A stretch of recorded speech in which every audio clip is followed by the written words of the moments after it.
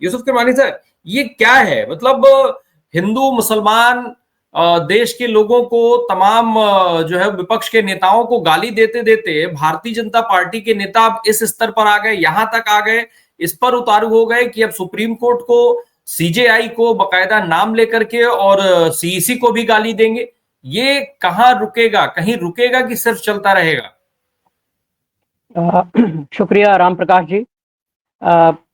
हम लोग बहुत खतरनाक स्थिति की ओर बढ़ रहे हैं धीरे धीरे, और अभी मैं बात करूंगा आगे पाकिस्तान की, लेकिन पहले जो आपने बात छेड़ी है उसकी हम बात करते हैं। देखिए, ये एक साजिश है, जो जैसा अभी राय साहब ने कहा, मैं उनसे पूरी तरह सहमत हूं। निश्चित रूप से एक बहुत बड़ी साजिश है, जिसकी जमीन जो है रोजाना कहीं ना कहीं बैठकर तैयार की जाती है कि भाई आज जो है हमें इन पर हमला करना है, और इनके निशाने पर लगातार जो शरी है, इनके निशाने पर नेता विपक्ष हैं, इनके निशाने पर वो तमाम विचारक हैं, चिंतक हैं जो इनके अनुरूप नहीं चल रहे हैं। आप लगातार घटनाएं देखिए, लगातार घटनाएं हो रही हैं, और ये इंतहा है कि देश का उपराष्ट्रपति न्यायपालिका पर हमला करे, और देश की जो सत्तारूढ़ पार्टी है उसका एक सांसद, मामूली सा सांसद, बेहुदा सांसद जिसे कहेंगे, वो न्यायपालिका पर हमला करने की जुर्रत कर रहा है। आप इस जो जिस सांसद का नाम लिया जा रहा है, निशिकांत दुबे, इसका आप अतीत देखिए। इसने अभी पिछले दिनों जब अडानी का मामला चल रहा था, तो किस तरह से माननीय सांसद महुआ मोइत्रा, जो बहुत ही काबिल सांसद हैं, उनके लिए इसने किन शब्दों का इस्तेमाल किया था, किस तरह के आरोप उनके ऊपर लगाए थे।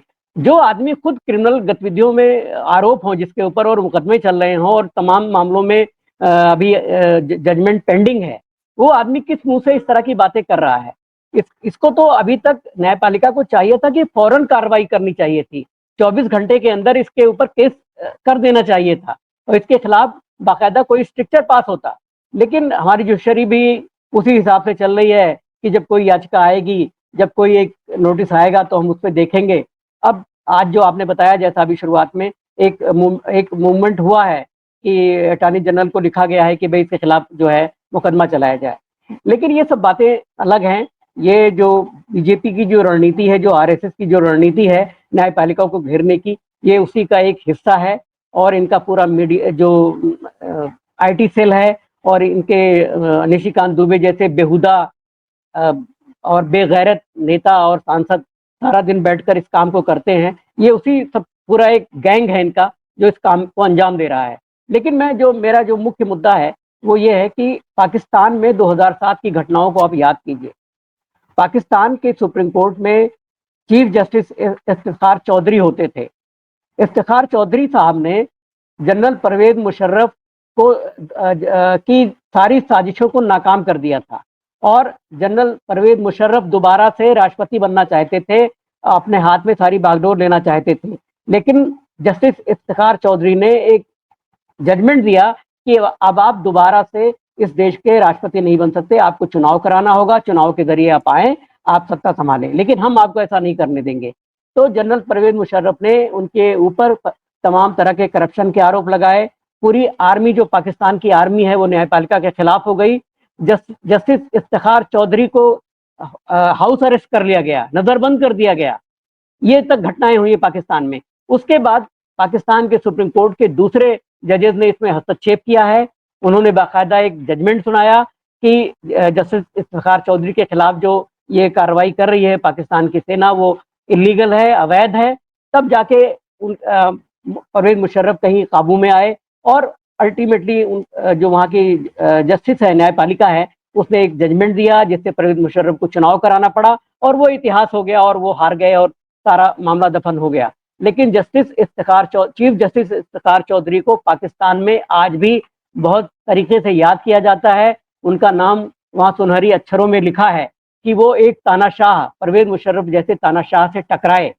तो हमारे देश में वो स्थिति तो अभी नहीं है, और ना आने वाली है। हालांकि निशिकांत दुबे तो कह रहा है कि यहाँ गृह युद्ध जैसी बातें कर रहा है। अगर उसकी बात सही है तो ये बड़े लानत की बात है कि एक लोकतांत्रिक देश में गृह युद्ध की कल्पना की जा रही है।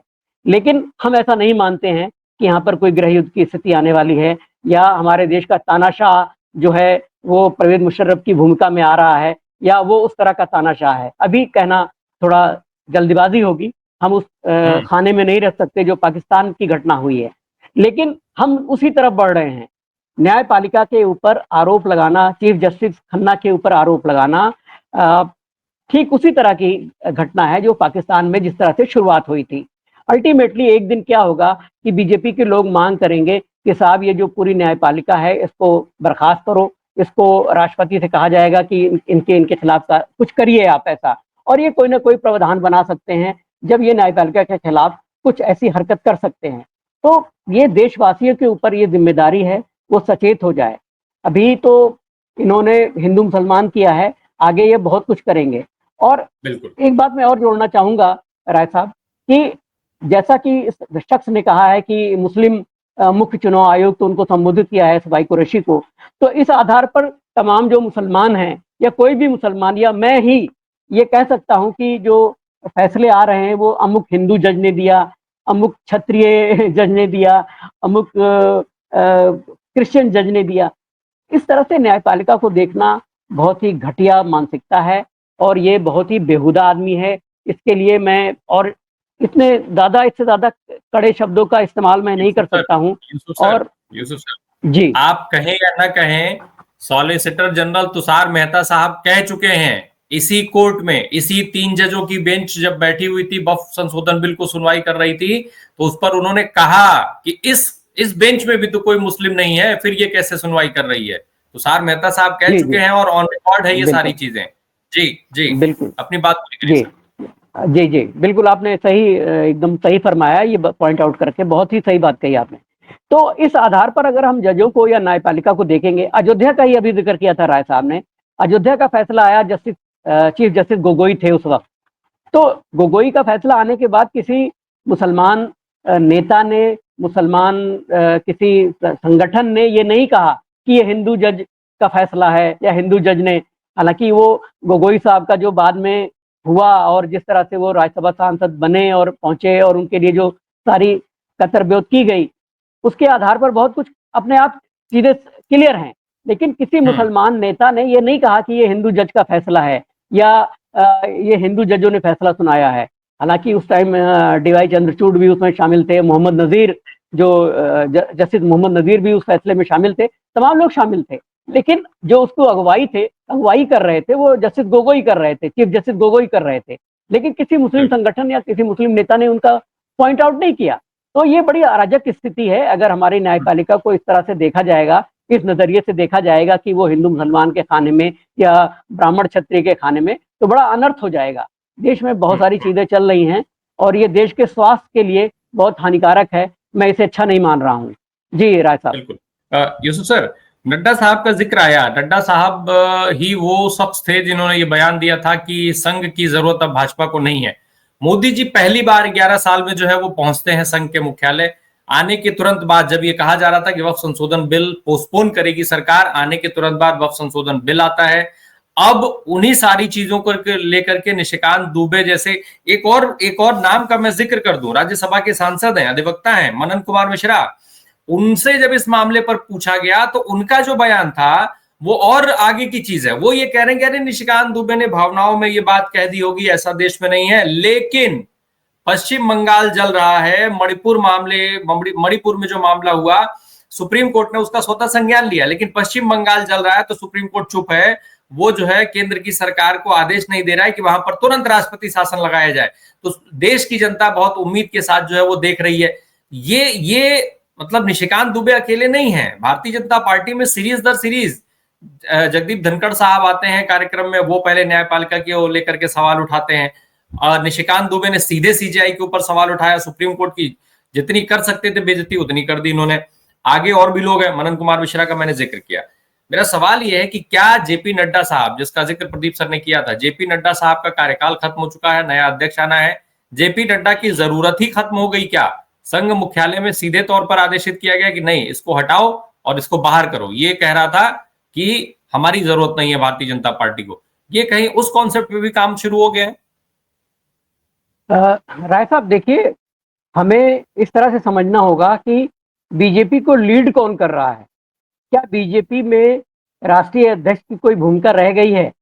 क्या बीजेपी का जो मौजूदा राष्ट्रीय अध्यक्ष है वो वाकई राष्ट्रीय अध्यक्ष है या रबर स्टैंप है?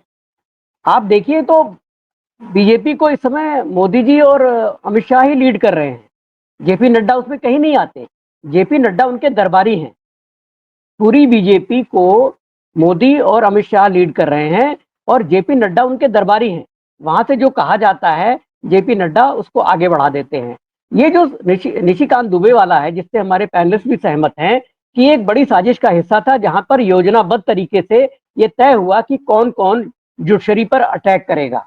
तो उसमें जो संघ से निकले हुए जो उपराष्ट्रपति हैं, जिन्होंने पश्चिम बंगाल में बतौर राज्यपाल अपनी पद की गरिमा को ताक पर रख दिया था, उनके किस्सों को हम लोग भूले नहीं हैं कि प्रमोशन पाने के लिए जगदीप धनखड़ ने पश्चिम बंगाल में बाकायदा मुख्यमंत्री ममता बनर्जी को तरह तरह से परेशान किया और उसके बाद वो प्रमोट होकर उपराष्ट्रपति बन गए। ये शख्स जगदीप धनखड़ अब अगला प्रमोशन पाने के लिए उनके काकस में शामिल हो गया है, जो काकस निर्देशित कर रहा है कि इस देश की जुडिशरी पर हमला किया जाए। तो ये काकस के हिस्से हैं और वो काकस किसका है? वो है मोदी और अमित शाह का, जिसके ये लोग पार्ट हैं और इनसे एक मोहरे की तरह इनको इस्तेमाल करके इनसे बयान दिलवाया जाता है। ये लोग तरह तरह के बयान देकर रोजाना अपने शहंशाहों का या अपने आकाओं का जो है वो मनोरंजन करते हैं या उनकी मनोकामना पूरी करते हैं। तो ये बहुत बड़ी साजिश है और इस साजिश को देश समझ रहा है, ऐसा नहीं कि लोग बेवकूफ हैं। बीजेपी का अध्यक्ष आरएसएस बहुत ज्यादा, हम आरएसएस के बारे में बहुत ज्यादा टिप्पणी नहीं करना चाहते क्योंकि कुछ मतलब बड़ा गड़बड़ सा है। कभी हमारा मीडिया जो है, हिंदूवादी मीडिया जिसे कहते हैं, हिंदी मीडिया को मैं हिंदूवादी मीडिया कह रहा हूँ, वो हिंदूवादी मीडिया जो है वो आरएसएस की खबरों को इस तरह प्रचारित करता है कि जैसे आरएसएस बहुत सुप्रीम हो।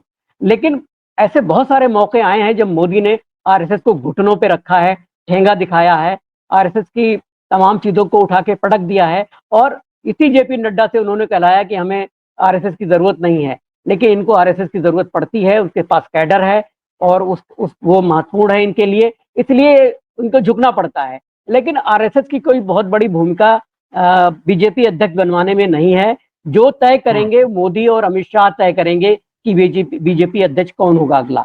तो जगत प्रकाश नड्डा जो है उसका टूल है, एक मामूली से सिपाही हैं जिनको काम दिया जाता है कि आज आप ये बोलोगे, आज आप ये करोगे। निशिकांत दुबे भी उसी टाइप के व्यक्ति हैं। तो ये एक साजिश है जो रची जाती है बैठकर रेस कोर्स रोड पर कहीं पर, और उसको ये लोग बाकायदा एग्जीक्यूट करते हैं। और मैं एक बात और कहना चाहूंगा राय साहब, जो आपके सवाल से हटकर है, ये जो एस वाई कुरैशी साहब हैं जिनको मुस्लिम आयुक्त चुनाव आयुक्त बता दिया निशिकांत दुबे ने, तो आपको याद होगा कि पिछले दिनों बहुत सारे बुद्धिजीवी जो है वो अपील करते हुए नजर आते थे, लेटर लिखते हुए नजर आते थे न्यायपालिका को और कभी देश के राष्ट्रपति को कि देखिए ये गड़बड़ हो रही है, वो गड़बड़ हो रही है, सरकार ये फैसले ले रही है। तो उसमें दो नाम बड़े अहम होते थे। एक नाम होता था एस वाई कुरैशी साहब का और एक होता था नजीब जंग साहब का नाम। और एस वाई कुरैशी और नजीब जंग ऐसे मॉडरेट मुस्लिम चेहरे हैं हमारे देश के, जो ये बार बार कहते थे कि हमें आरएसएस से बात करनी चाहिए, मुस्लिमों को आरएसएस से बात करनी चाहिए, आरएसएस अछूत नहीं है। तो आज मुझे हैरानी हो रही है कि जब इनके साथ ये आरएसएस से जुड़े हुए लोग आरएसएस के षड्यंत्र के तहत इनके खिलाफ जब ये लोग भूमिका बना रहे हैं, निशिकांत दुबे टाइप लोग, तब इनका क्या सोचना है नजीब जंग का और एस वाई कुरैशी साहब का। मैं भी इनके विचारों के खिलाफ नहीं हूँ, व्यक्ति की आजादी है, इन्होंने अपनी जो बातें कही हैं समय पर वो ठीक है।